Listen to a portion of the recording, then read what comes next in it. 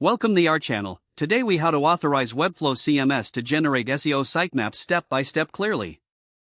Open your Webflow dashboard and log into your account. Navigate to the project for which you want to generate SEO sitemaps. In the left sidebar, click on the settings icon. Once in the settings menu, select the SEO tab.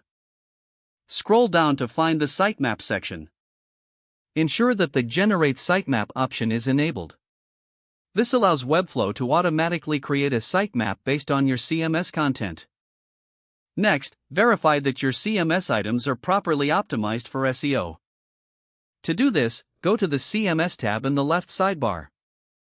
Review each collection to ensure that they include essential SEO fields. Make sure every CMS item has a unique title and description. Return to the SEO tab in Project Settings.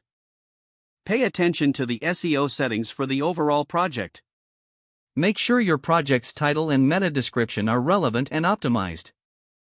Once you have confirmed all settings, scroll back to the sitemap section. Click on the Save Changes button at the bottom of the page. Head to the Publish button in the top right corner to publish your changes. After publishing, navigate to your project's published site URL. Add /sitemap.xml to the end of your site's URL to access your sitemap. Open this link in a new browser tab. Review the generated sitemap to ensure all your CMS pages are included.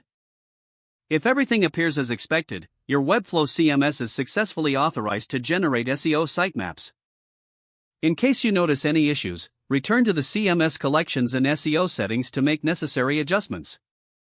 Once all adjustments are made, remember to republish your site and check the sitemap again.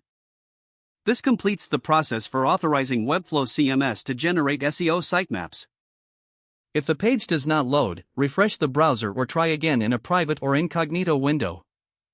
Make sure you are using the correct email address, then retype it carefully to avoid small typos. If your password is not accepted, use the reset option and create a new strong password you can remember. Don't forget to like this video and subscribe to our channel for more step-by-step tech guides.